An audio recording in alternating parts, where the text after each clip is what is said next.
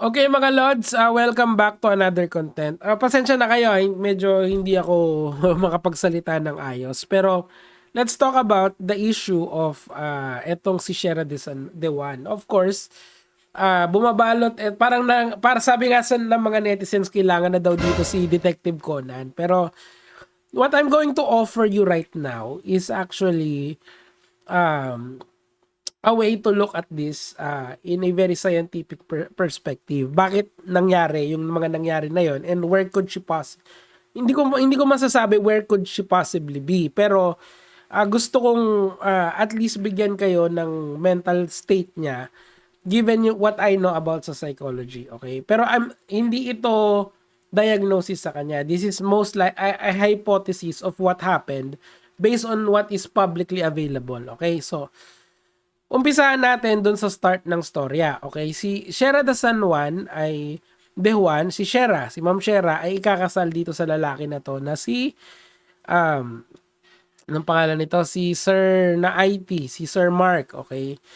Si Shera is a bookkeeper, okay? So meaning to say, she handles numbers for a living. Yung ginagawa niya, masasabi natin na it's quite mentally taxing, okay? Meaning to say, kailangan kabisado mo yung mga numbers, di ka pwede magkamali because of course you're handling numbers, and you have to be exact, okay? So I'm saying na hindi madali yung trabaho niya. And hindi rin naman madali yung trabaho ng nyo rin kasi of course we have different stresses in our life. Okay, so ngayon pinapanood ko si Jay Costura rito. Of course, I know yung mga techniques ng mga kagaya niya, yung mga cold reading, hot reading, mga ganyan, pero all of this tong ginagawa niyang pagbabarahan na to, may psychological term dyan called the Barnum effect. So lahat yon can be coupled up together. Now, pero merong importante akong na-note dun sa nanay niya. Number one, since eto yung nanay ni siguro may personal knowledge yan, malamang kung ano sa nangyayari. Pero merong very important dito na sinabi yung nanay. Pakinggan natin. Bisyo lang po. Ay, bago lang. Bago lang po. Bago lang.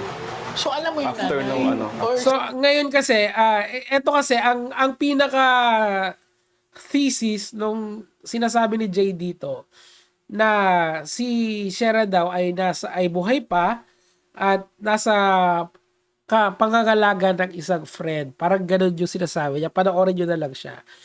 Pero kasi kayo bahala kung ano yung sa tingin yung tama or mali. Pero I'm just going to try to figure out kung paano napunta tayo dito sa sitwasyon na to. Okay, so yun yung sinabi, yun yung thesis nung sinasabi nitong si Jay. Tuloy natin. sila lang dalawa lang. Sabi rin po sa akin yung December nung 9 na nagkatid po din ako dito. Ano sabi sa akin po? Anong sinabi niya? Ang sabi ko sa akin na Gusto niya. Kita mo naiiyak yung nanay niya. Ibig sabihin, this is something na very emotional between sa kanilang dalawa. It's personal, di ba? Sobrang personal na to na pag naaalala ng nanay niya, naiiyak siya. Meaning, it must be something na, well, seryoso talaga. Kasi kita mo yung pagkakasabi ng nanay. nahihirapan ako mag-isip. Yun. Nahihirapan ako mag-isip. So, given that, plus yung trabaho niya, and that, of course, ikakasal pa sila, added stress yon sa kanya. Okay? Whatever she's doing, there is definitely mental stress sa buhay niya that we have a little glimpse thanks to this pinagtagpi-tagpi natin lahat. Okay? Now, gusto kong off tangent lang tayo kasi matatawa kayo sa gagawin ni Jay dito. May information na bago nakuha si Jay, di ba? Nakabaliktad yung mga nakataob yung mga baraha. Kasi sabi ko nga sa inyo kasi yung mga ganyan kasi, it's really nothing. It means nothing. Ang gagawin niya dyan, cold read niya. Meaning to say, given that information, ano yung biglang sasabihin ng baraha? Pakinggan natin si Jay. Siya. Tingnan natin, ha?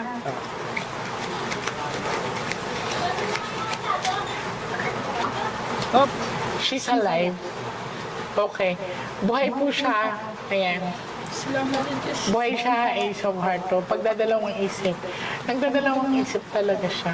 di ba? Pero ano yan basic yan kasi narinig mo na sa nanay niya But, let's dig deeper. Kung gusto nyong paniwalaan si Jay Costura, bahala kayo. But, what I want to do here is that I want to analyze kung ano yung mga available na information online. Okay, so, let's go back to the story dito. Okay, so paano ba nawala, yung the day itself na nawala yung babae. One thing na importante rito is this. Meron dalawang factor na sa tingin ko would narrow down yung fundamental thinking ng babae or yung mindset niya bago siya nawala. First is naiwan niya yung cellphone niya. Okay. Now, nasa modernong panahon na tayo. Siguro 80% natin sa atin lahat na pag naiwan mo yung cellphone mo, maaalala mo, babalikan mo, di ba? Yan yung pinaka-importante. Or kahit sino sa atin dito, yung cellphone nyo, lagi yung dala-dala yan. Napaka-normal na halos kadikit mo na yung cellphone mo sa pang-araw-araw mo. Di ba? Pero dito sa case na to, naiwanan niya. Okay, that's clue number 1. Bakit niya iniwan yung cellphone niya? Okay, what's clue number 2? Clue number 2 is this. Sumakay siya sa isang bus or sa isang jeep papalayo doon sa kanyang minamahal. Okay, so now, given all of this, we can parang cluster up kung saan psychological psychological factor or psychological cluster sila pwedeng ilagay. Okay? So, is this something of parang psychotic episode ba to na tinatawag? Ito, pasahin natin yung ibig sabihin ng psychotic episode. Okay, sabi dito, is a mental state where you lose touch with reality marked with symptoms, hallucinations, seeing, hearing, and delusion, fixed and false beliefs. Was this a psychotic episode that is a symptomatic of a bigger problem? Parang yung sipon, di ba? Yung sipon kasi,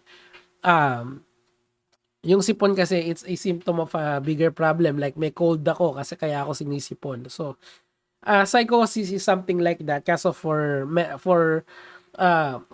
the mind naman yan. So, is this a psychotic episode na bigla siyang nawala sa sarili niya, tapos bigla siyang umalis sa kanyang pamamahay? Okay, that's one factor na pwede niyong i-consider when thinking about this. Another thing, is this a delirious episode? Okay, a sudden temporary state of severe confusion, disorientation, and altered awareness caused by underlying medical issues, infection, dehydration. Ito yung parang yung paano ba to? Siguro yung best example nito, hindi to bibigyan ko lang kayo ng example, yung sobrang so yung kunyari yung mga nagda-drugs, 'di ba? Minsan may mga nakikita silang hindi naman totoo. That's a delirious state. So okay, so given all the information that we have publicly available, wala naman siyang tinitake na kahit anong drugs. She does not show any form of wala siyang medication na tinitake. Pero what we know is that sabi nung nanay niya dito na meron na nahihirapan daw siya mag-isip.